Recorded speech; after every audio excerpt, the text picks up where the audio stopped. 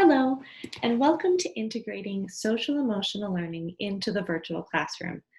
My name is Anna Kay, and I'm one of the Behavior Support Specialists with Albuquerque Public Schools. This webinar is part of our team's webinar series that focuses on supporting virtual teaching and virtual learning. And today, during our time together, we're going to be getting started on part 1 of integrating SEL into the virtual classroom. So what is a virtual classroom? Virtual classrooms, or Bitmoji classrooms as they're sometimes referred to, have really taken off in the last few months as we find our education system moving to a more virtual focus or hybrid focus for some schools. Virtual classrooms are one of the many avenues for teachers to deliver content to students. Virtual classrooms may include a Bitmoji, so you'll see my Bitmoji is here at the bottom. This Bitmoji actually looks a lot like me. They're rather spot on in some cases. So some teachers choose to include a Bitmoji in their virtual space as a way to make the space a little more animated. Teachers can also embed hyperlinks within their classroom so that students can sort of hunt for tasks and activities within that virtual space. So if you're not familiar in how to set up your virtual classroom, there are so many wonderful resources online. Today, during our time together, I'm not really going to go into how specifically to set up that virtual space and create a Bitmoji. However, if that is where you need to start and you need a little more information on sort of that foundational piece of creating the space, there are ample resources online, plenty of great videos on YouTube that will walk you through it step by step. That's how I learned to do it. There are some really wonderful resources out there that educators have shared so willingly. So if you're not really sure how to set up your classroom, I would pause this video, maybe go find another YouTube support video that can take you step by step on how to set up that classroom, and then come back to me and we'll get back on track talking about how to make sure that we are integrating social emotional learning into that virtual space in a way that is productive and practical. So some considerations as you find yourself organizing the layout, setting up that virtual classroom. One important consideration is the organization and layout, right? Just like in our virtual or in our physical space, our physical traditional classroom, the way we organize that space can really set our students up to be more independent, more successful, and they can feel safer. It's helpful if we take those same themes, those same considerations, and use that when we are organizing our virtual space. So one specific example might be, for some of our students, if we have a physical classroom where there's just way too much stuff on the walls, it can be really distracting for those students. The same can be said for our virtual settings. So really making sure that everything that's in that classroom has a purpose, it's intentionally placed, and in most cases is something that students can click on and use, a hyperlink, for example. We also want to make sure we're setting really clear expectations, routines, and procedures for this virtual space. We'll talk a little bit more about that in a few slides. But just as we set up our traditional classroom or our physical space, we want to make sure that students are very, very clear on our expectations, the routines, and how they will use this space, either independently, sort of in the asynchronous setting, or in a more synchronous approach, depending on the school day or the school district. We also want to make sure that this is a space that allows for some structured choice. One thing I really appreciate about virtual classrooms is it's almost like providing a choice board for students. In a lot of cases, students might have some autonomy in deciding which activities they engage with first, right? Maybe if one task is too hard or is harder for them, we might coach them around, maybe we tackle that task first, and then we do the other activities in the room. That can also help, that coaching can help students with some growth mindset progress as well. Structured choice is particularly important now as we have so many students, so many people in general who find themselves in sort of this uncertain, uncharted waters. And being able to have a little bit of independence and agency and choice can really go a long way to help the students feel calm, safe, and productive in your virtual space. I also think that personalization is a really fun part about virtual classrooms. The Bitmoji is really fun. Again, here's my little Bitmoji that I'm rather impressed looks a lot like me. I also really enjoy plants, and so I made sure that I incorporated links that were plants. And I incorporated the Sandia Mountains.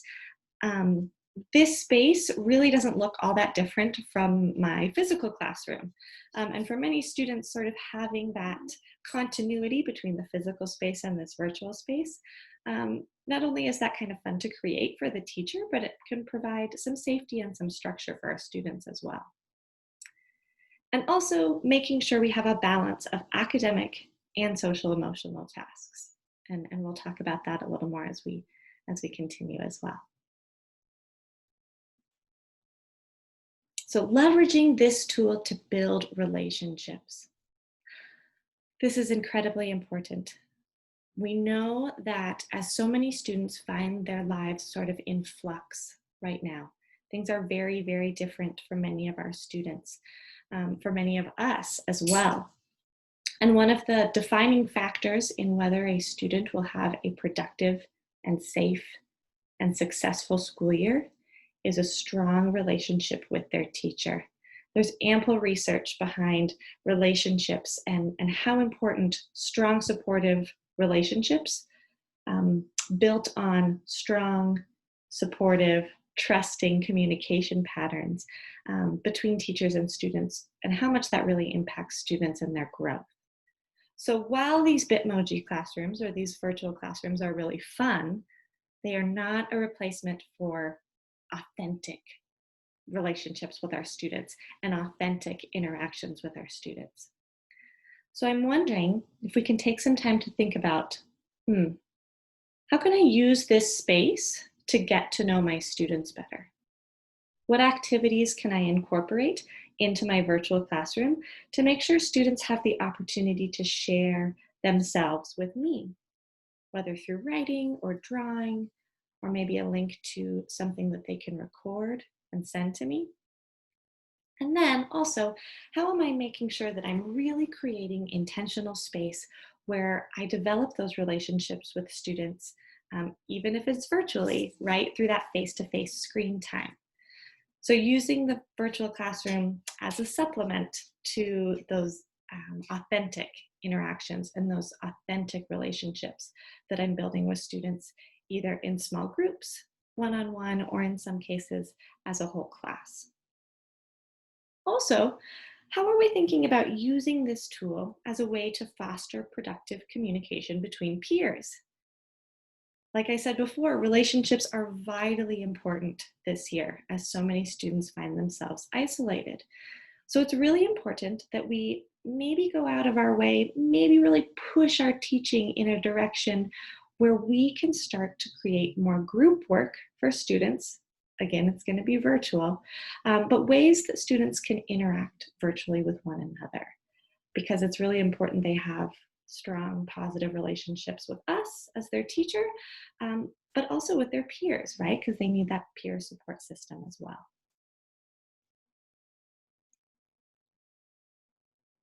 And leveraging this tool to build routines. Relationships and routines, those are the big R words for this school year. We need to make sure that we are explicitly teaching the routines and expectations for engaging with our virtual classroom or our Bitmoji classroom. So as we're setting up these expectations and routines, we're going to use our strengths in backwards planning a little bit.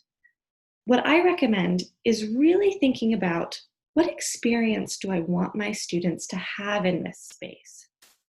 What is this space for? And sort of what is the end goal for this virtual classroom? And then what are the procedural steps that we need to take to meet this end goal and to ensure that it is that this goal comes to fruition?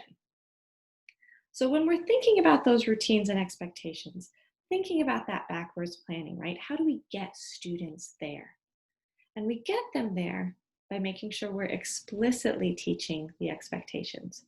We're giving students lots of time to practice those expectations. And we're providing a lot of feedback, especially a lot of positive feedback when they engage in the space appropriately. This is new for us, and it's new for our students as well. And so they are going to need a lot of practice, and in some cases, a lot of coaching around how to really use the space. That goes for parents as well. Some parents are going to be able to sit with their students during the school day and maybe engage in this virtual classroom side by side. We want to make sure that our parents are also cognizant of the routine and expectation for this space. And just some things to consider within those routines and expectations are how to use those online tools. Perhaps we want to ensure that we're not introducing too many online tools right off the bat, right? Or maybe introducing one at a time and giving students ample time to practice using that tools. Again, with feedback from us on how they're doing, and a lot of positive feedback when they're using that tool correctly. Making sure that we're having conversations around online citizenship. This is vitally important, especially with some of our older students who are already sort of engaging in online citizenship in their own social lives, their personal lives. This can be a really powerful conversation to have in a small group once you've developed a space of trust, right, where students are able to engage with one another in a respectful and trusting way. Also, we want to make sure that students know how to ask and answer questions while they're in the virtual space.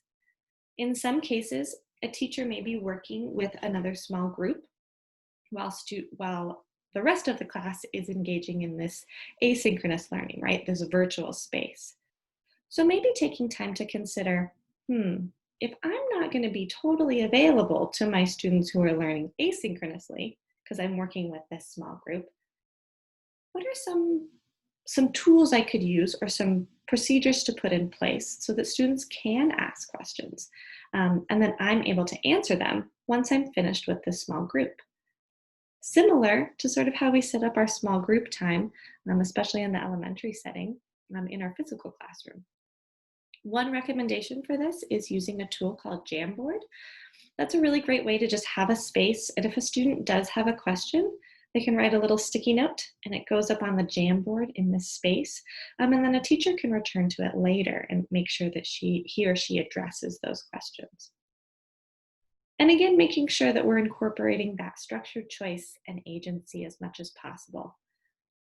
Our students who are finding themselves in situations of chaos right now, or maybe even uncertainty, it can be really difficult to feel like you don't have much control.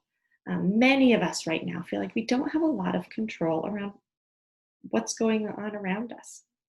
So making sure that we are incorporating choice for students within their school day, that can really help them to feel like they have some agency and they do have some control around this aspect of their life. And again, this virtual space is a really great way to create choice, but in a structured way. So I'm now going to talk about sort of two options to make sure that we are intentionally providing some space for social emotional learning in our virtual space. So in this virtual classroom, I've created a calming corner. I used to have one of these in my physical classroom. And so this is very similar to that idea. So on this side of my classroom, I have a lot of my curriculum options. These are tasks. All of these have hyperlinks that are tasks that for activities, academic activities that students can engage in. But over here in this side of my classroom, I've created a couple of items that have links so that students can use this space as a brain break, or as in this sense, a calming corner. right? And those links might, if you're a teacher that uses Go Noodle, perhaps these items have hyperlinks to Go Noodle videos. Or maybe if you have sort of a stretching activity or a mindfulness activity that you do as a class, you can write the directions to that activity and include it in a hyperlink. So just like in our traditional classrooms, students, there is an expectation that the academic work is addressed. However, we know that some students aren't able, or not some students, all students are not able to address that academic expectation until their body and mind is calm, right? So providing some options for them to self-regulate, which also increases students' levels of independence and agency in terms of their own self-regulation, which is an important skill. But also it shows some trust, right? Like as a teacher, these are the expectations, these are the tasks that I expect you to get done today. But I also trust you to take a break as you need it, a structured break, right? That I've given you some options. And then after your heart and your brain and your body are calm, that we move back to the academic setting or the academic tasks. Another option, if the calming corner doesn't really work for you, you can also set up rooms, rooms that are set up specifically to support a social and emotional learning focus. This is a room that I set up if a student is feeling sad. So as you can see, my Bitmoji is feeling sad right now. And all of these items are links to coping skills that the student could engage in or could try and practice and experiment with to see if those coping strategies do really move them from that place of sadness back to a place where they're ready to learn. So again, the calming corner is a great strategy, or you can create other rooms that students can go into.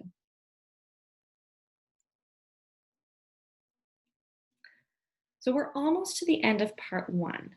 In part two, we're going to give you some really practical social emotional learning activities to include in your Bitmoji classroom. But before we leave together today, I want to take you to our website, which is bss@aps.edu. And I want to show you a couple of the resources that are available to you in terms of your virtual classroom. So again, our website is bss@aps.edu. It's a Google site. We have so many resources on this site, but I'm going to direct you specifically to the Bitmoji or the virtual classroom resources. So we're going to go over here on the right-hand corner to More, click on Social and Emotional.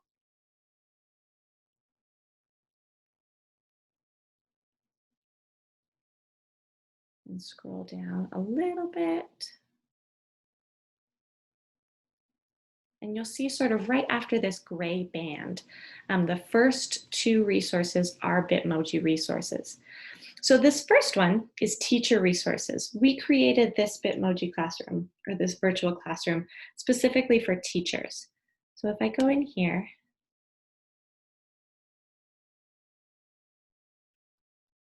you will see that each item in this classroom is a link either to an article, to a resource that our team has created, to some strategy support for teachers, information about our team and what we do, links to put in tickets over here on the clock if you would like to put in a ticket requesting our support. So again, this was just a fun one to make for teachers. The second Bitmoji student resources, this is where we have created specific rooms, right? So not the calming corner setup, but rooms that are focused on SEL. So in this first room, all of these links, again, this is more designed for students, are links that have a focus on identifying emotions. These are either elements that we've collected from other resources or that we've created ourselves. Some of them are books read aloud, information from agencies such as PBS. Lots of good resources here. And the reason we really created this was A, to give an example for teachers. So you might choose to explore this and say, I'd like to copy some of those links and integrate them into a space that I already have. Or perhaps this is a way to just sort of give you some inspiration for creating your own SEL focused um, virtual classroom.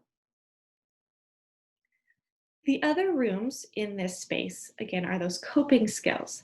So this one is an area if a student is feeling angry. These are all coping skills that may help them move from that feeling of angry back down to a place where they are calm and ready to work.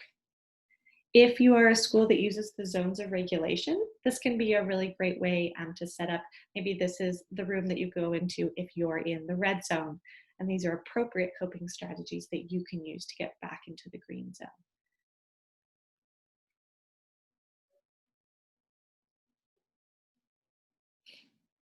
And finally, um, you will find in all three of these classrooms that there's this little clipboard.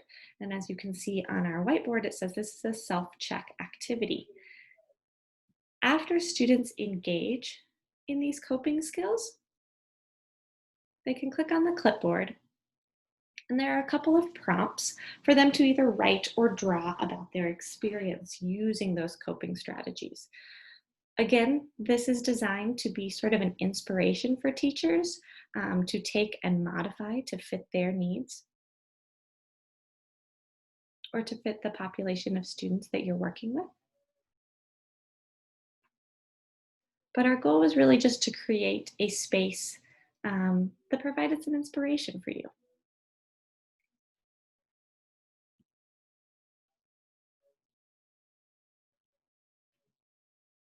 I really appreciate you joining in for part one of integrating social emotional learning into the virtual classroom. And I look forward to seeing you in part two, where we provide a few more practical ways and specific activities that you can embed in those hyperlinks in your own virtual classroom. Thanks so much.